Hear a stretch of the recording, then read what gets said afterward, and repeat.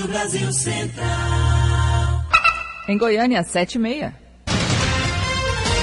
Agora, pela Rádio Brasil Central e RBC FM 90,1, o Mundo em sua casa. O jornal falado de maior tradição no Centro-Oeste brasileiro. O Mundo em sua casa. A informação em cima do fato. Um mundo de notícias no começo do dia. O Mundo em sua casa tem a marca da Rádio Brasil Central e da RBC FM 90,1. Hoje é quinta-feira, dia 23 de agosto de 2012. Bom dia você ouvinte, bom dia Karine Pinheiro. Bom dia Gil Bonfim, bom dia você que ouve o Mundo em sua casa.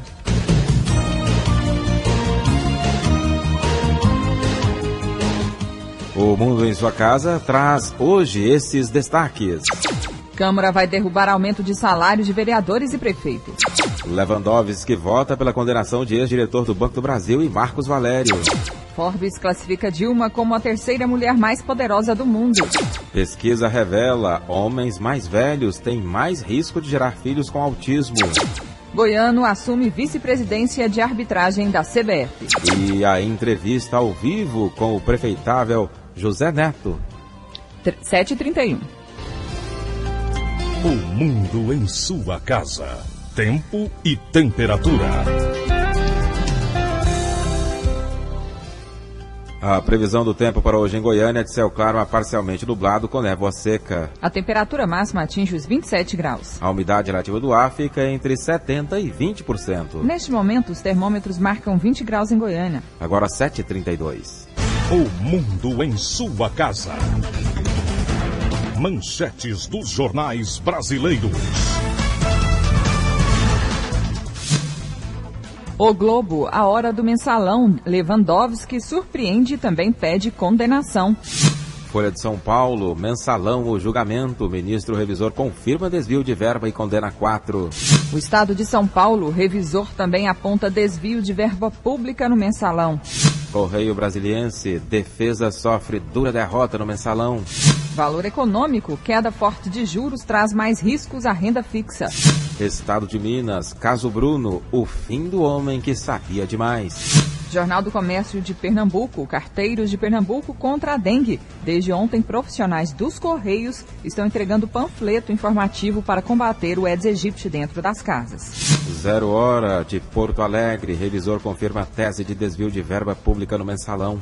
Brasil Econômico, Dilma prepara nova lei para coibir greves no Serviço Público Federal.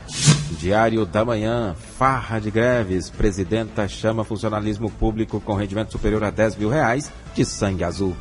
O Popular, Expovestir, consumidor, aproveita preços baixos. 7h33. O Mundo em sua casa. A política em Goiás.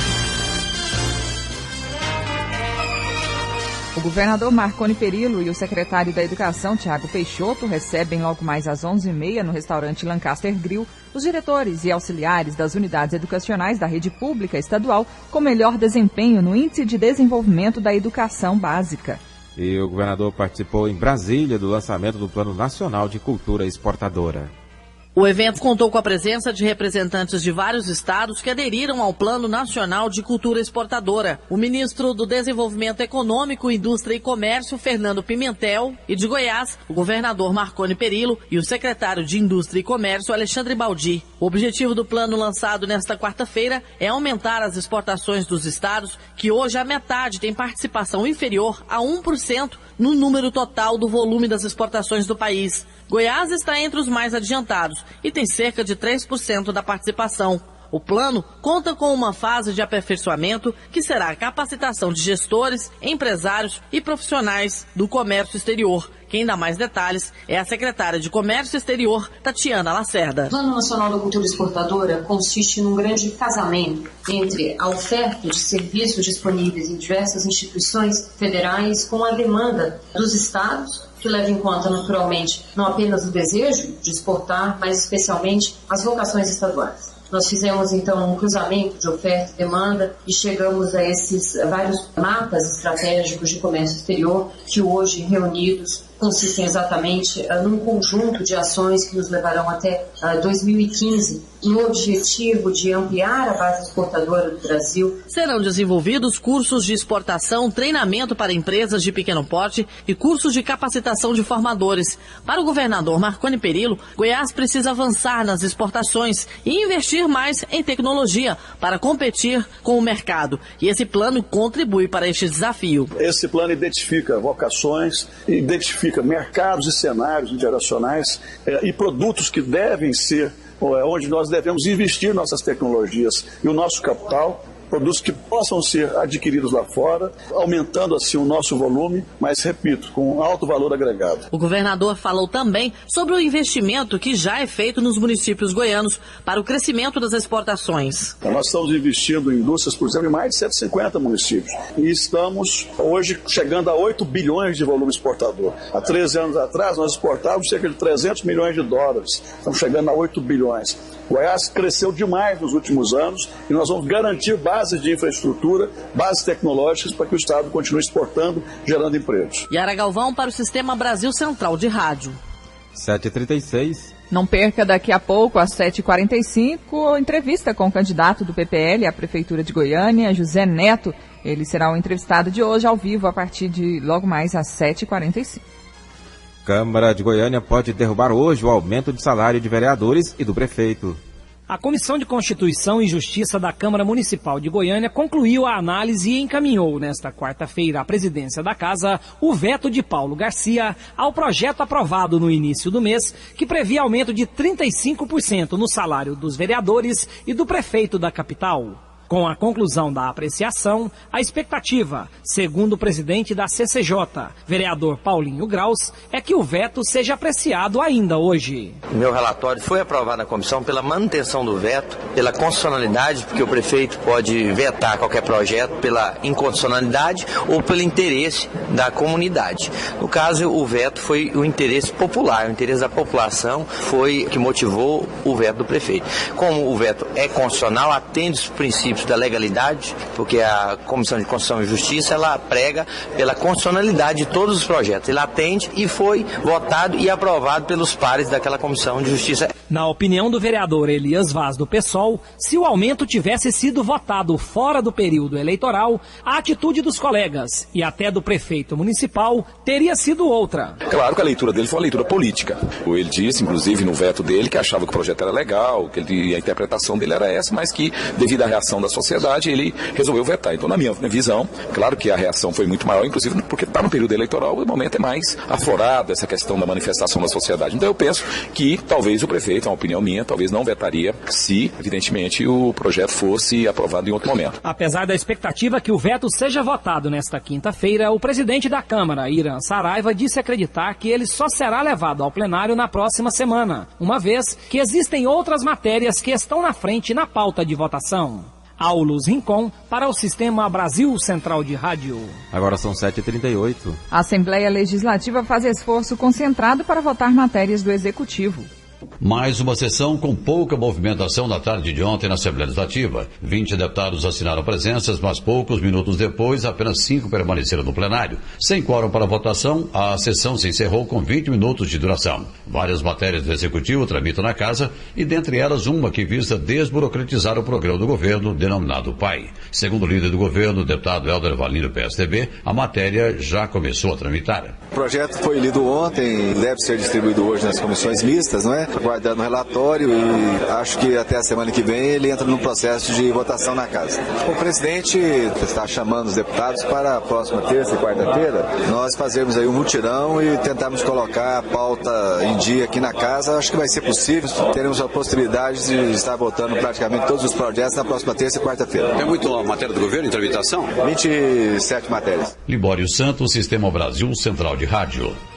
Agora são 7h39.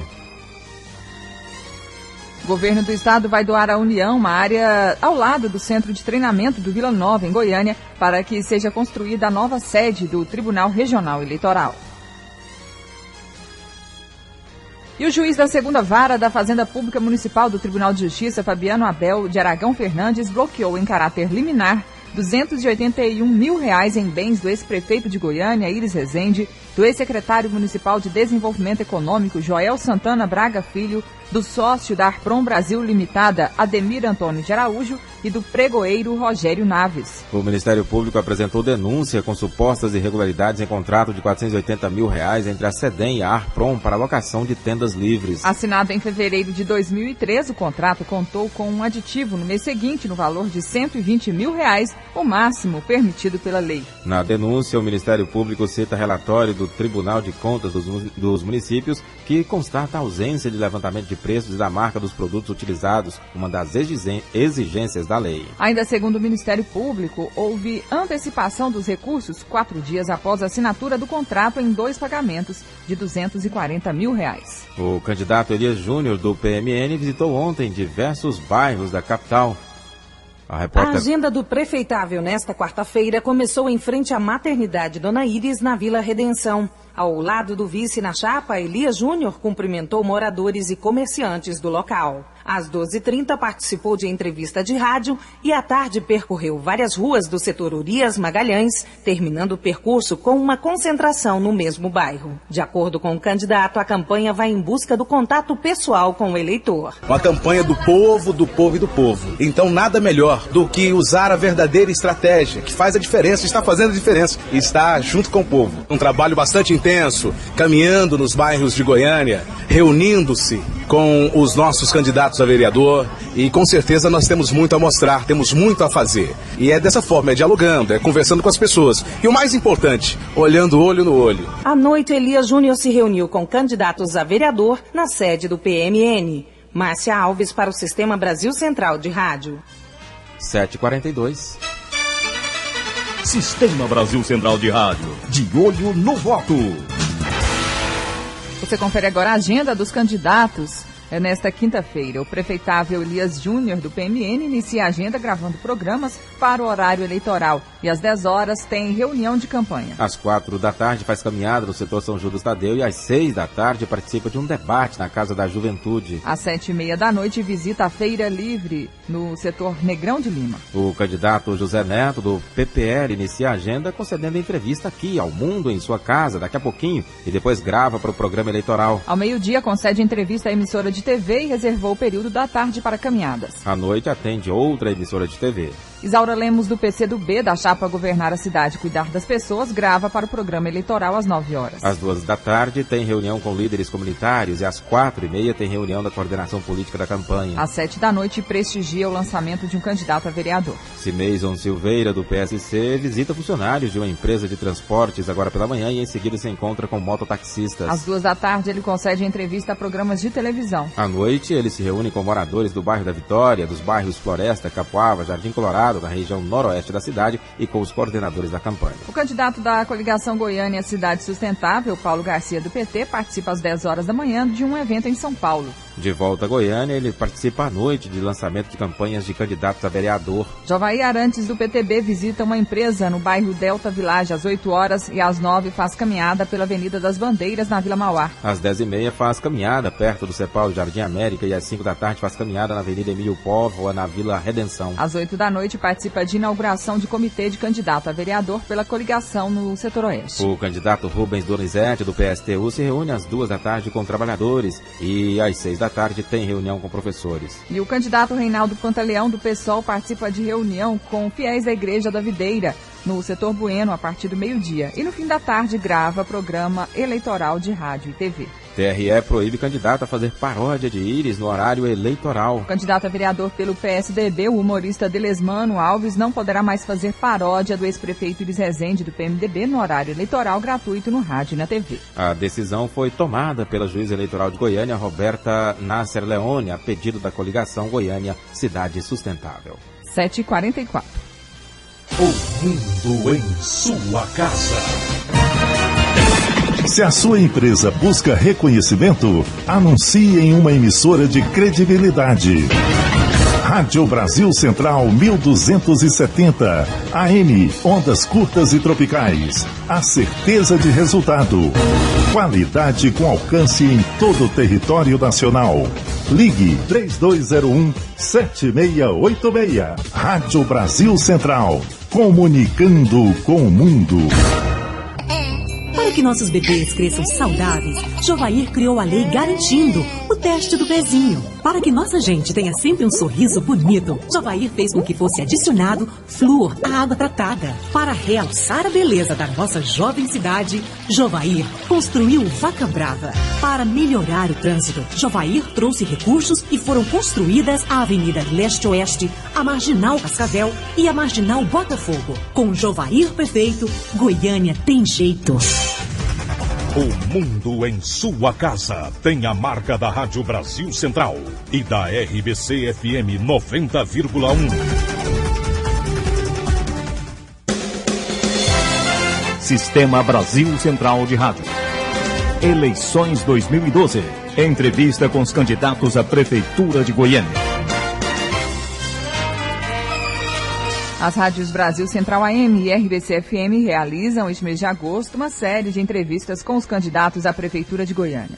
Todos os 8 postulantes ao cargo foram convidados a participar do programa O Mundo em Sua Casa e apresentar as propostas para que você, ouvinte, escolha o seu candidato nas eleições de outubro. Hoje é a vez de ouvirmos o candidato do PPL, o Partido Pátria Livre, José Neto. José Nicolau de Oliveira Neto é formado em Direito, tem 34 anos, já trabalhou na Prefeitura, a MOB, e agora pleiteia a principal cadeira do Executivo Municipal. José Neto foi militante do movimento estudantil e já passou pelos partidos PMDB e PSC e hoje é presidente estadual do recém-criado PPL.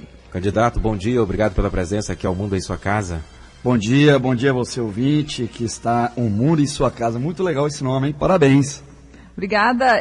Candidato, por que o senhor quer ser prefeito de Goiânia? Bem, primeiro é porque eu conheço os problemas de Goiânia. É uma cidade que eu amo, é a cidade que eu vivo, é a cidade que eu tenho os meus amigos. Eu cresci e sei como resolver os problemas, sei como trazer soluções inovadoras, sem alto custo para a sociedade. E tenho o que os outros candidatos não têm, coragem de enfrentar o sistema que aí está. Poder quebrar realmente os monopólios, poder enfrentar isso aí cara a cara, sem fazer maquiagem, sem realmente ter medo de enfrentar os problemas. Falando em soluções inovadoras, o que o senhor pretende fazer para resolver o problema de congestionamentos na capital, já que medidas pontuais, como obras, viadutos, não têm surtido efeito? Além disso, a população que usa o transporte coletivo reclama da superlotação e dos ônibus sucateados. Qual a proposta do senhor para as duas áreas, trânsito e transporte? Gil, acho que essa pergunta é a melhor que poderia ser feita pelo horário, né? Todo mundo agora está dentro do ônibus, enlatado, uma coisa terrível. Bem, Gil, primeiro ponto, nós não podemos pensar mais o transporte coletivo como os outros candidatos estão pensando. Transporte coletivo não é só ônibus. Esse é o primeiro ponto.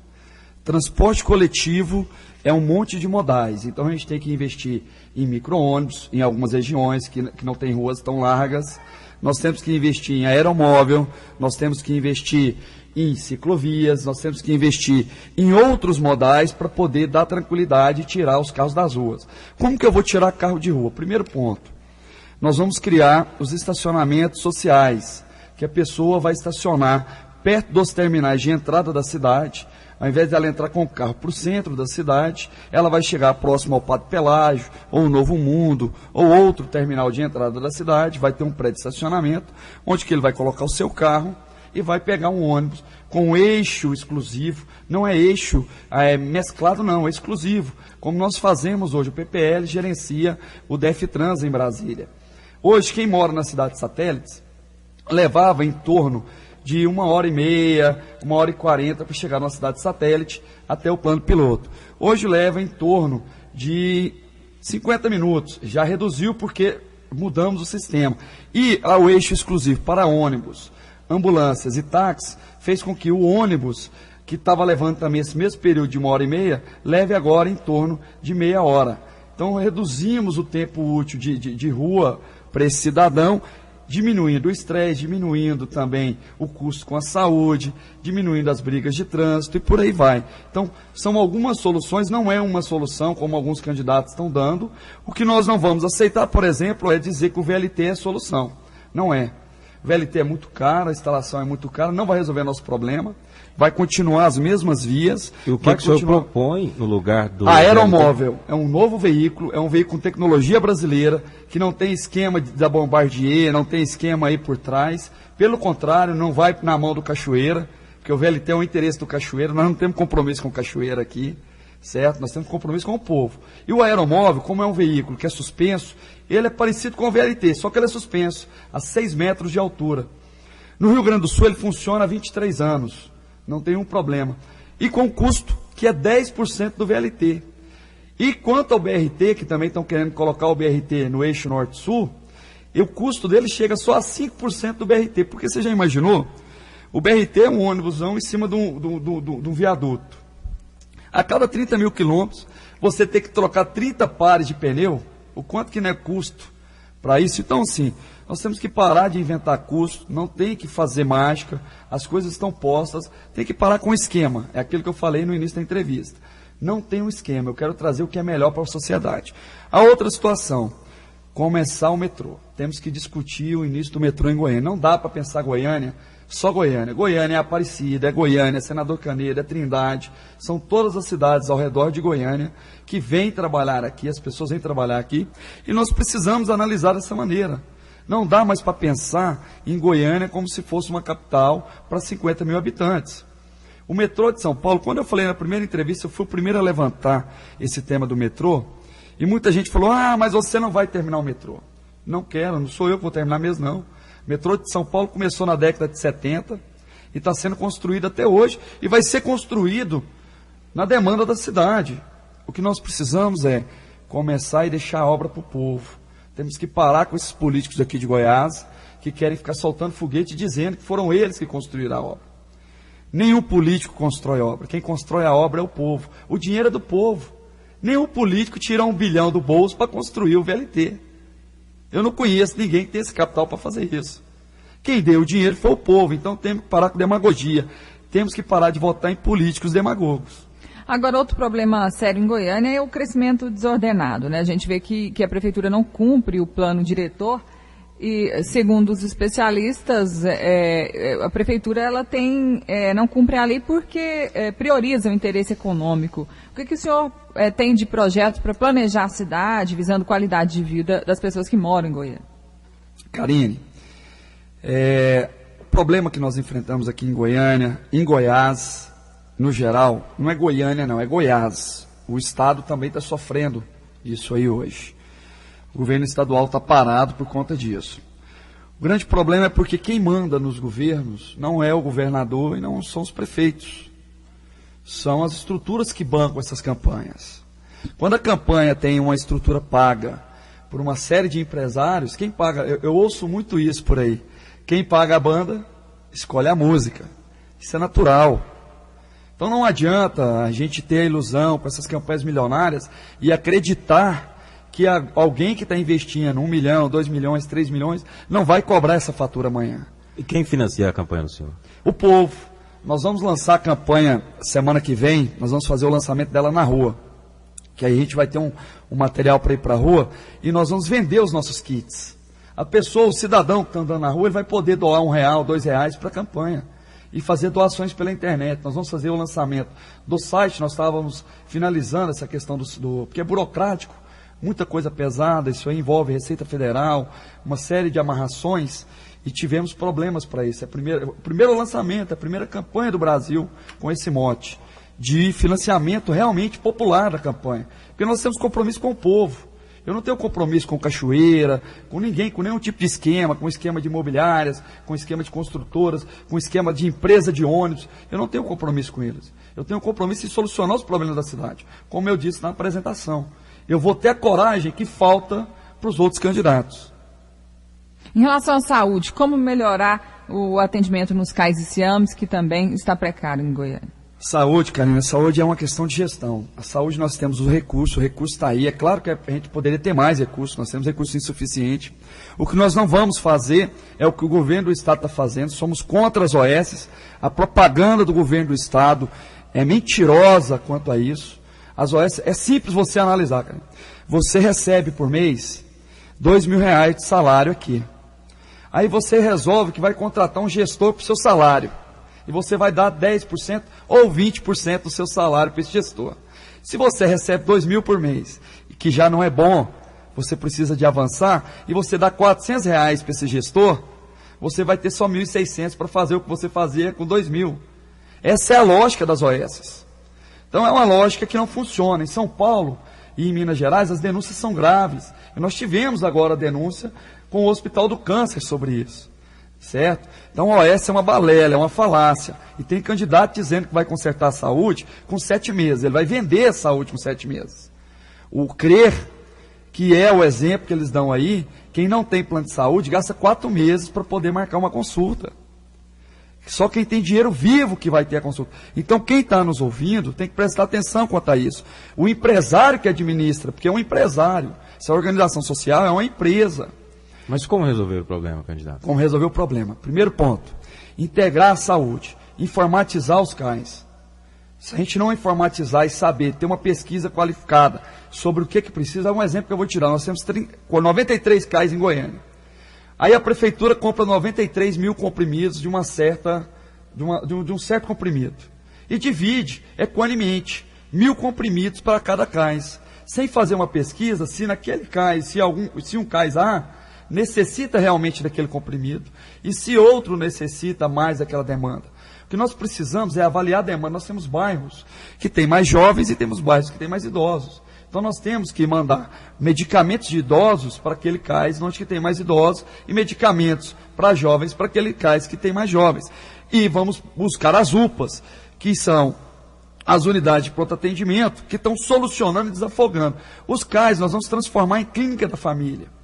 Clínica da família significa que você, Gil, vai lá no CAIS, você não vai mais só ser atendido no CAIS e correr atrás dos exames durante 3 meses, não. Você vai fazer todos os exames nos CAIS, que vai ser a clínica da família. Você vai chegar lá, o médico vai te passar os exames, você vai fazer na clínica da família os exames. Raio-X, ultrassom, tudo você vai fazer lá. E nós vamos lançar o Laboratório Municipal de Análises Clínicas.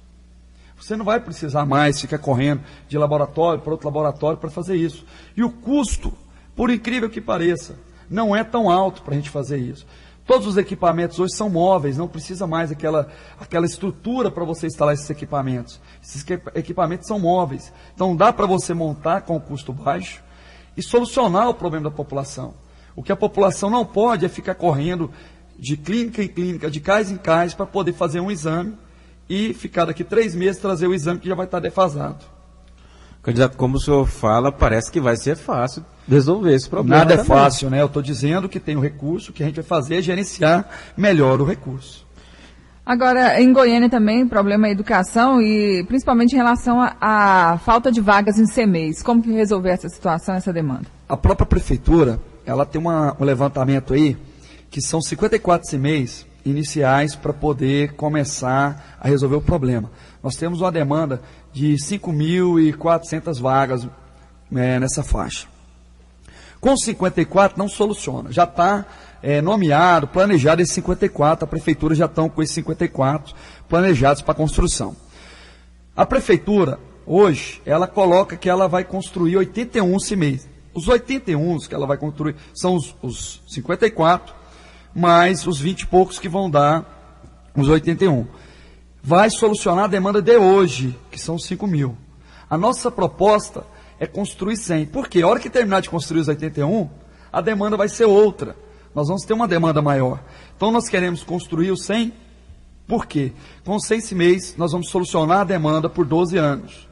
Nós vamos resolver o problema por 12 anos. E as próximas gestões vão poder ter tranquilidade para investir em outras áreas, em outros aspectos e melhorar a qualidade. Quanto às escolas, as escolas que forem possíveis, reformas e adequação, nós vamos fazer reformas e adequação. Mas as escolas que não tiverem condição de serem reformadas para poder recepcionar o aluno, recepcionar o trabalhador que trabalha lá, o que acontece? Nós vamos ter que derrubar e jogar no chão a escola para poder valorizar o trabalhador e valorizar o aluno que está lá. Nós, infelizmente, o nosso tempo está se esgotando. O senhor tem 30 segundos para fazer as considerações finais, candidato José Neto, do PPL. Muito obrigado a vocês do programa Mundo em Sua Casa, muito bonito o nome do programa, Karine, Gil, está há mais de 50 anos no ar. É muito bonito, né?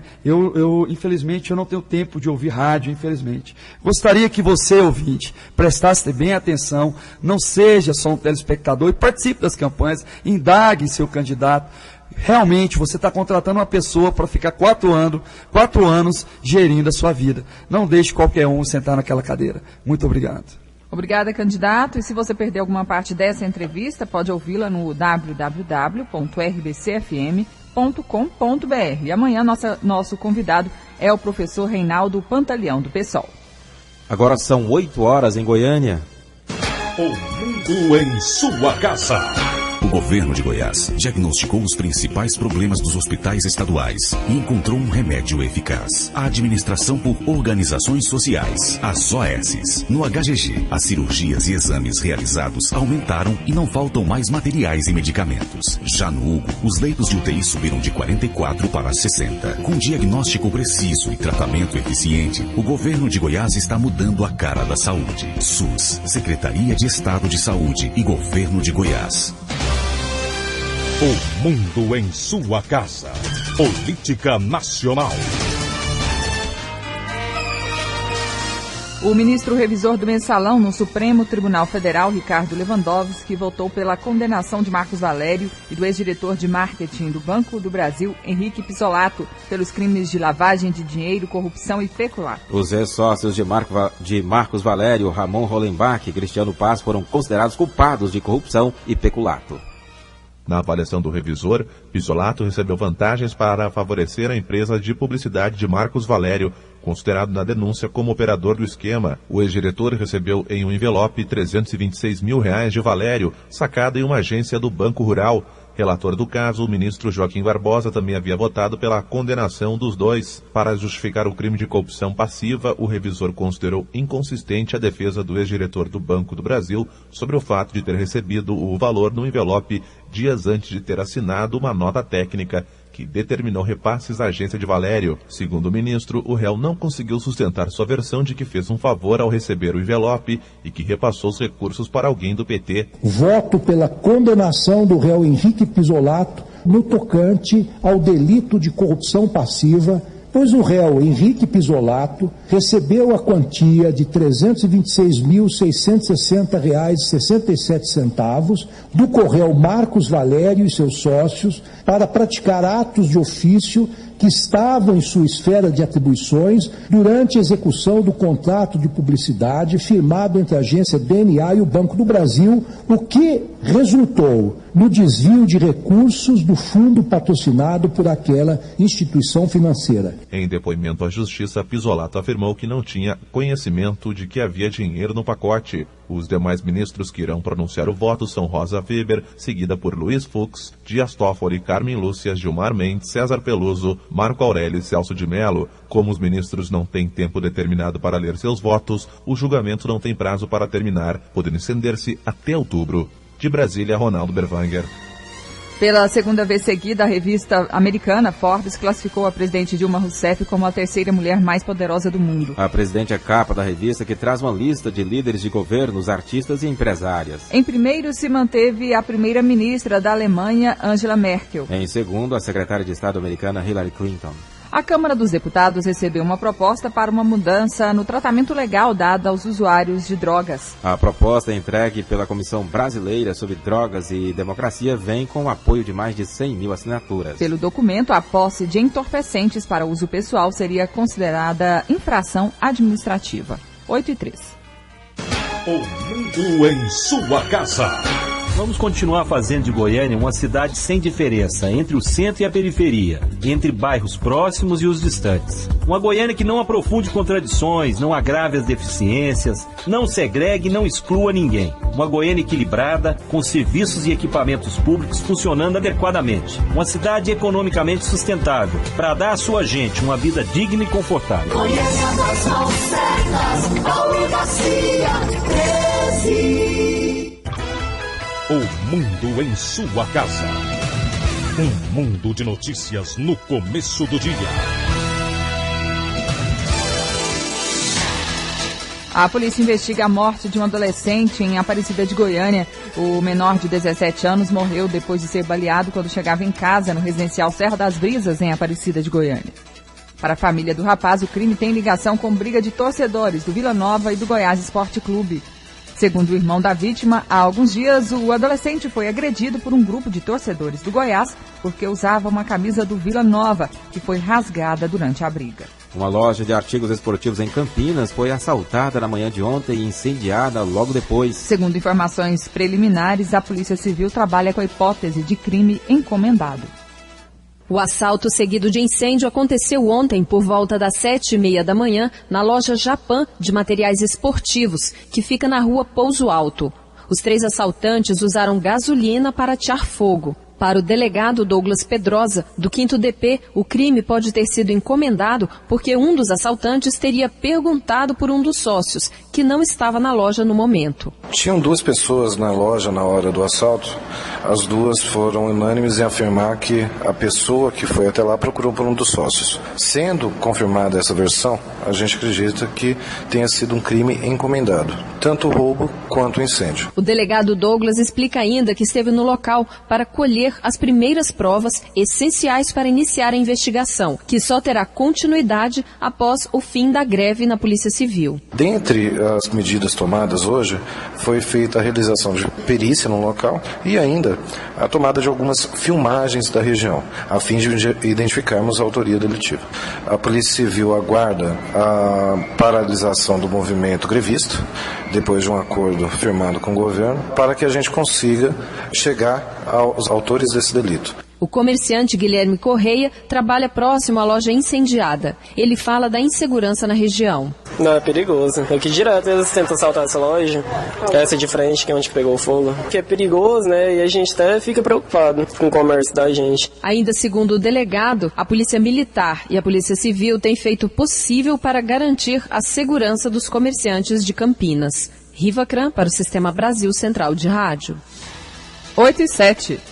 O cartório de Planaltina de Goiás, cidade do entorno do Distrito Federal, foi interditado nesta quarta-feira e um tabelião responsável pelo registro de imóveis foi detido, suspeito de integrar uma quadrilha especializada em fraudes fundiárias. Também foram detidas outras 5 pessoas que fariam parte da quadrilha. Entre elas estão policiais militares e um advogado. As prisões fazem parte da Operação Paquetá, deflagrada nesta manhã e que envolve os Ministérios Públicos de Goiás e do Distrito Federal, as Polícias Civil de Goiás e do Distrito Federal e a Polícia Militar Goiana. O nome da operação faz referência a um bairro de Planaltina onde teriam sido comercializados lotes que já tinham dono. De acordo com o Ministério Público goiano, as investigações duraram 1 ano e a quadrilha atuaria há pelo menos uma década em Planaltina de Goiás. Ainda segundo o MP, o grupo contava com o apoio de servidores públicos para falsificar documentos e para a prática de crimes como estelionato, ameaça e invasão de domicílio. O promotor responsável pelo caso, Tiago Galindo, afirmou que 7 pessoas procuraram a delegacia de Planaltina de Goiás para dizer que caíram no golpe. Além das 5 pessoas detidas, foram apreendidos 12 veículos. 8 e 8.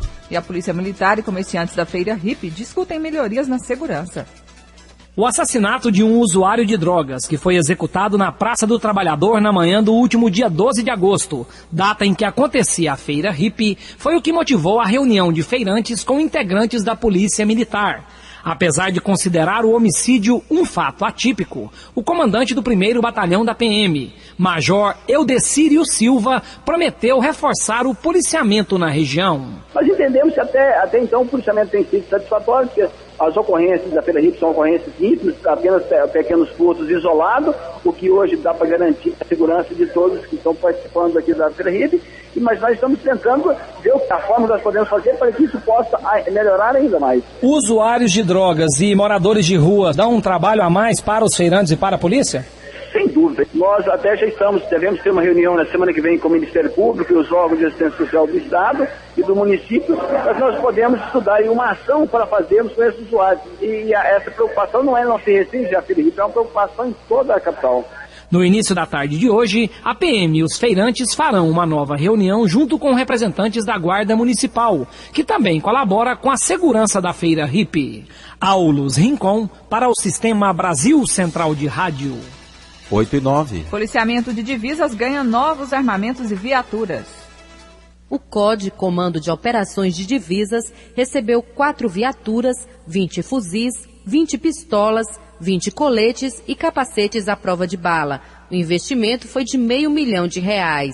De acordo com o secretário de Segurança Pública, João Furtado, o Comando de Divisas já produz resultados. O Comando de Divisas, até agora, não está instalado na sua inteireza, na sua concretude. Mas mesmo assim já tem produzido resultados importantes. Vocês devem se lembrar das apreensões de cigarros contrabandeados, que já se somam aos milhares, de maconha, cocaína e veículos roubados, e da apreensão de foragidos nesses postos que nós estamos instalando. O secretário de Segurança Pública, João Furtado, afirmou que a greve da Polícia Civil é ilegal e que o ponto de quem não for trabalhar vai ser cortado. Goiás já está autorizado pelo Poder Judiciário a cortar o ponto. Agora, eu também não estou só punindo os infratores da lei, não. Ontem eu mandei procurar as duas categorias em greve, uma proposta foi levada a elas e eu espero que elas tenham o bom senso de responder. Não vou revelar aos senhores e senhores, para não prejudicar as negociações, que proposta foi essa. Mas já aviso que não é proposta de aumento salarial, porque a comissão de aumentos salariais, ela já deliberou que o Estado não pode dar aumento esse ano. Ao ser questionado sobre a Força Nacional, o secretário de Segurança Pública, João Furtado, avaliou que ela deve ser mantida no entorno de Goiás. A Força interrompeu os trabalhos, porque todas as vezes que há necessidade de renovação, ela interrompe, porque senão estará em território alheio praticando ato de polícia sem cobertura legal. Patrícia Almeida para o Sistema Brasil Central de Rádio. 8h11. O secretário de Segurança Pública lançou na noite de ontem o plano estratégico da pasta que vai definir o trabalho da segurança no Estado para os próximos 10 anos. A iniciativa faz parte de uma parceria entre o governo e os movimentos Brasil e Goiás Competitivo. O secretário de Segurança Pública, João Furtado, explicou como esse plano vai funcionar. Estamos pensando em ações que sejam contínuas por 10 anos, porque nós buscamos indicadores positivos, redução de criminalidade, redução de violência, enquadramento dentro da meta da ONU de 10 homicídios para cada 100 mil habitantes. Isso são metas que hoje só são possíveis depois de um longo e árduo trabalho incansável. O secretário também apontou de que forma o governo pretende garantir a manutenção desse plano nos próximos governos. Através da qualificação de servidores permanentes da administração pública, servidores efetivos, que vão conduzir o acompanhamento deste plano e a sua execução. Um grupo gestor do planejamento estratégico será criado agora, ele será integrado somente por servidores efetivos e ele terá a missão de se dedicar com exclusividade ao cultivo da execução do plano, que tem um software de acompanhamento que é atualizado constantemente e nós vamos poder, através dele, aferir se os indicadores que nós buscamos, que são indicadores de ponta, o que esse plano, o que esse planejamento busca é lá na ponta transformar os indicadores que podem melhorar a vida do goiano.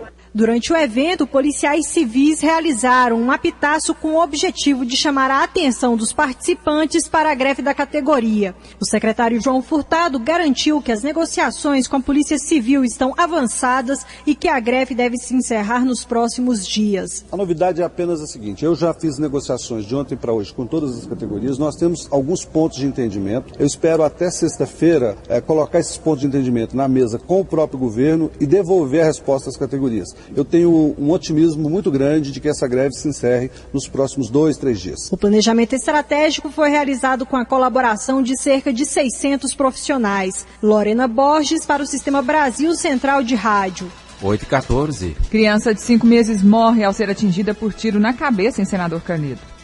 A bebê estava no banco de trás de um Gol vermelho com os pais quando foi baleada. O pai da criança, Daniel Galvão dos Santos, de 24 anos, morreu ao ser atingido por 2 balas na cabeça.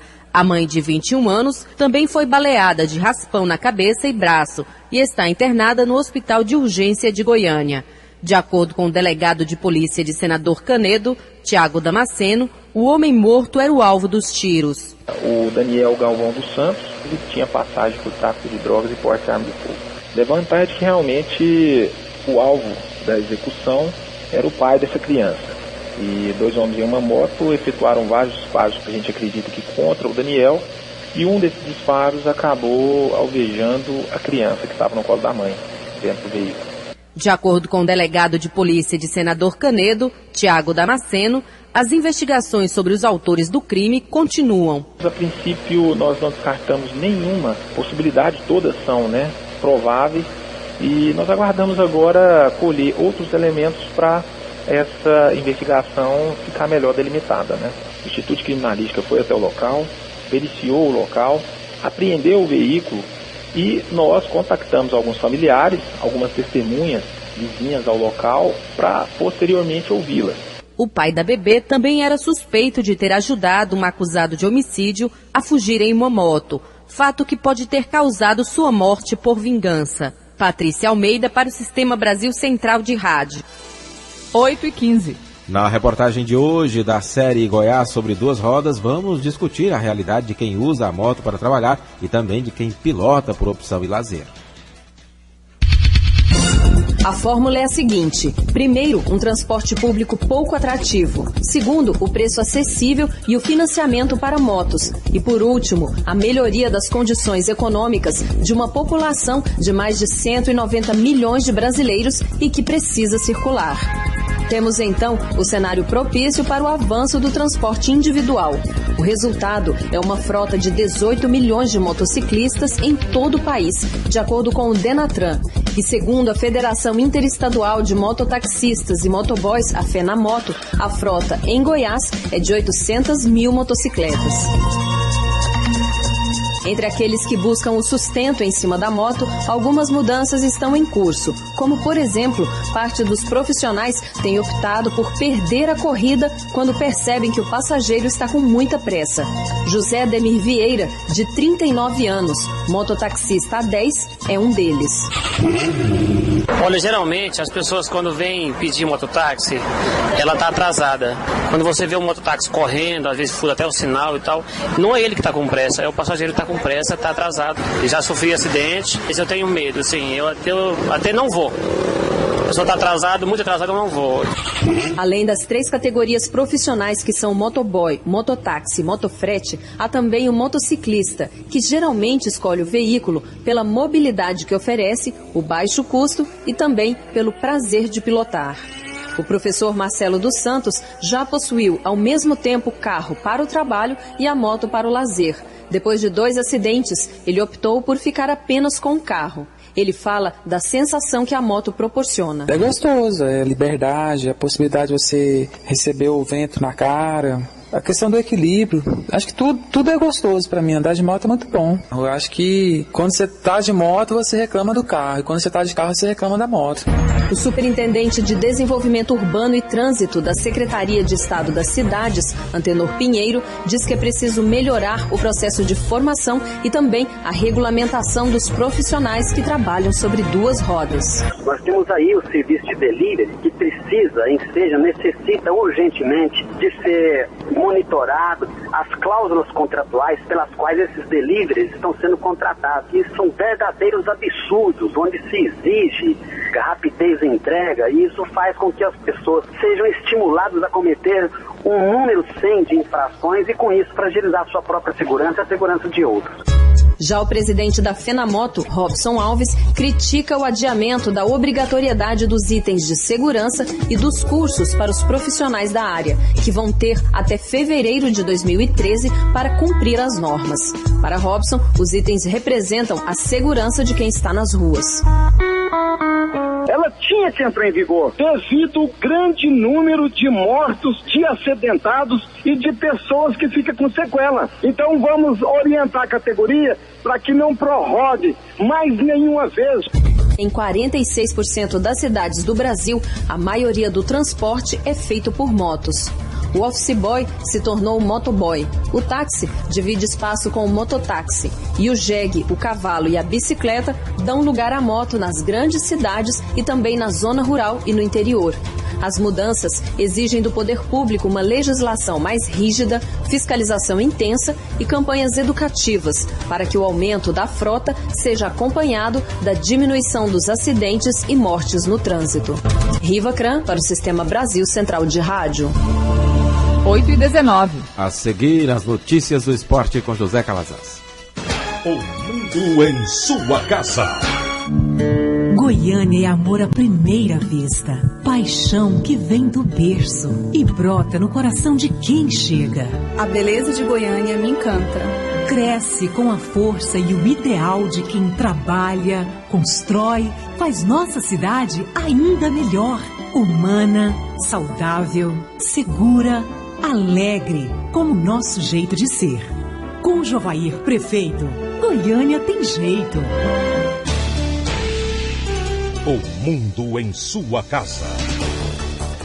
O jornal falado de maior tradição no Centro-Oeste brasileiro.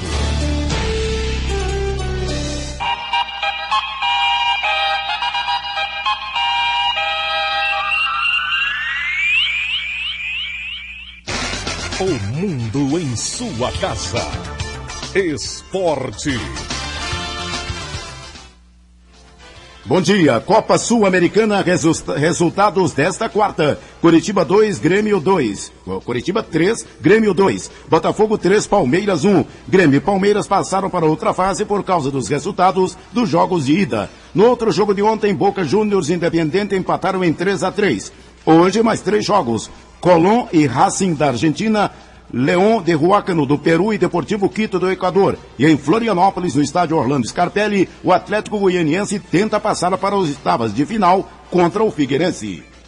O Atlético entra em campo daqui a pouco no estádio Orlando Scarpelli em Florianópolis pela Copa Sul-Americana diante do Figueirense às 7h30 da noite. Vale uma vaga à próxima fase da competição. Caso passe pelo Figueirense, Atlético vai enfrentar ou Universidade Católica do Chile ou Deportes Tolima da Colômbia. O técnico Jairo Araújo poupou 2 jogadores para essa partida, o atacante Ricardo Bueno e o meia Wesley. O time definido com Márcio, Marcos, René, Gustavo e Heron. O meio campo com Marino, Dodó, Hernandes, Joilson. O ataque com Patrick e Felipe. Eric Maravilha, para o Sistema Brasil Central de Rádio. 8h22. Treinador faz mistério sobre a formação do Goiás que pega o Joinville pela Série B.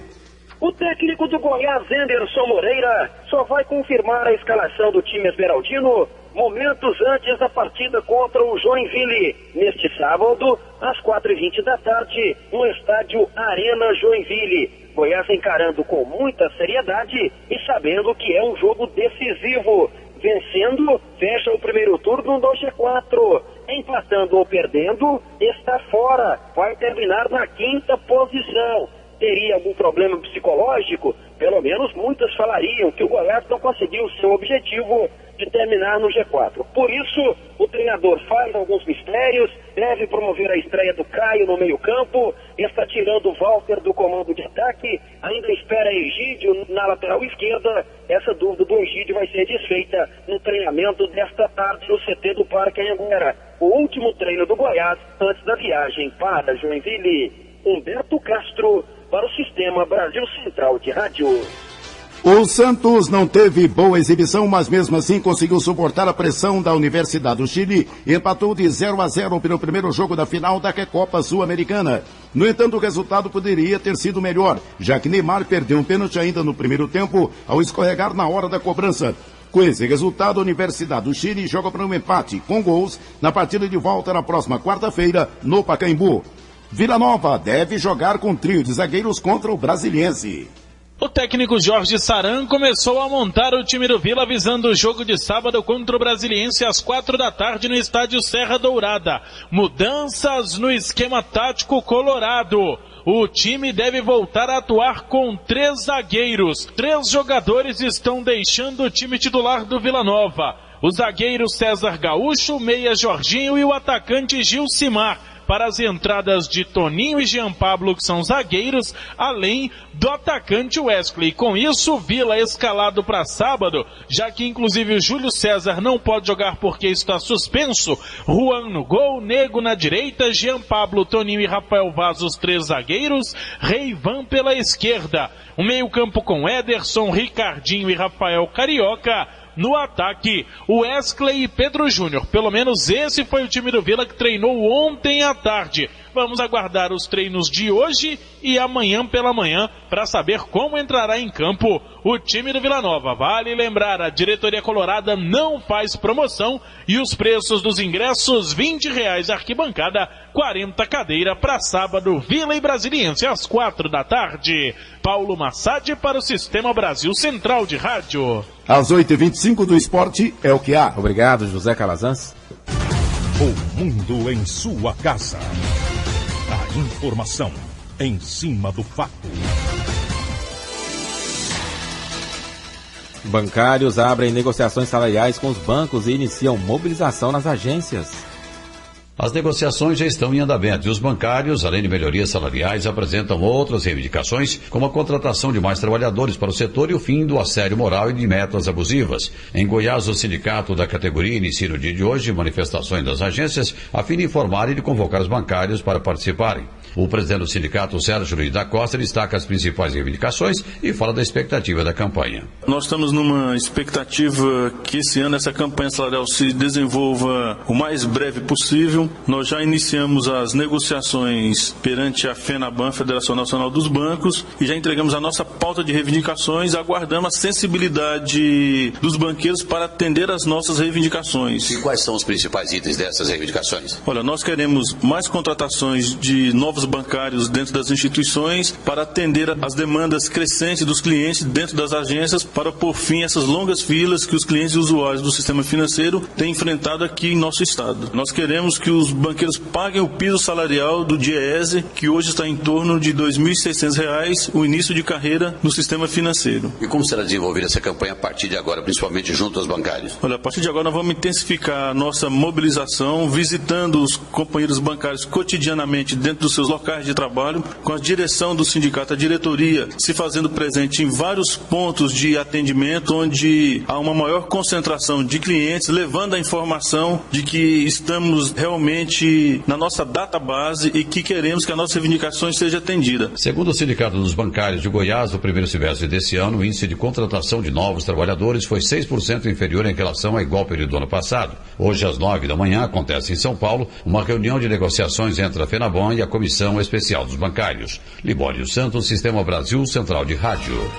Agora são 8h27. Governo do Estado vai doar à União uma área ao lado do Centro de Treinamento do Vila Nova, em Goiânia, para que seja construída a nova sede do Tribunal Regional Eleitoral.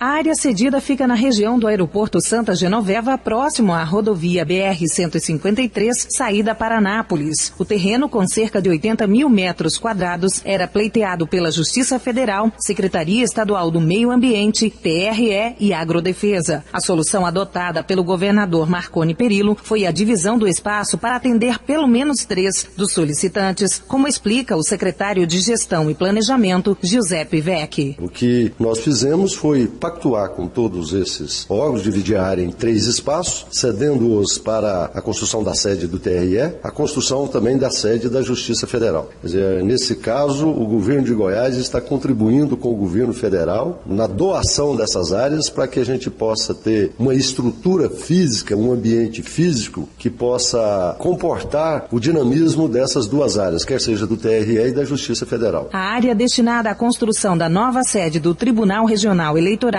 tem cerca de 25 mil metros quadrados e, segundo o presidente do TRE, desembargador Gilberto Marques Filho, o local oferece boas condições para acomodar definitivamente a estrutura necessária para o funcionamento do órgão. O próximo passo é a busca de recursos para a edificação. Vai atender a nossa expectativa, já estamos apenas aguardando que essa área seja passada para o patrimônio da União, para que já possamos iniciar um processo que aí as próximas gestões é que terão o cuidado de fazer a edificação da obra e atender definitivamente às necessidades do Tribunal Regional Eleitoral. Após a doação dos terrenos ao TRE e à Justiça Federal, a Segiplan ainda não informou que outro órgão vai ser beneficiado com a terceira parte da área dividida pelo Estado. Márcia Alves para o Sistema Brasil Central de Rádio. Agora são 8h30 em Goiânia. Termina aqui mais uma edição de O Mundo em Sua Casa, que teve a apresentação de Karine Pinheiro e Gil Bonfim. Redação e edição, Ada Mendes, Antônio Correia e Marcelo Cabral. Direção de estúdio, Luzane Gomes. Chefes de reportagens, Ione Chagas e Almir Costa. Operação de áudio, Otair José. Central técnica, Frederico Pita e Renata Borges. Gerência do Sistema de Rádio, Suede Barbosa. Direção de Tele, Radiodifusão, Abadia Lima. O Mundo em Sua Casa volta amanhã às 7h30 da manhã. Obrigado pela sua atenção e até lá. Bom dia, Karine. Bom dia, até amanhã. Este foi, pela Rádio Brasil Central e RBC FM 90,1, O Mundo em Sua Casa. O jornal falado de maior tradição no Centro-Oeste brasileiro. O Mundo em Sua Casa. A informação em cima do fato. Um mundo de notícias no começo do dia. O Mundo em Sua Casa voltará sempre com a marca da Rádio Brasil Central e da RBC FM 90,1.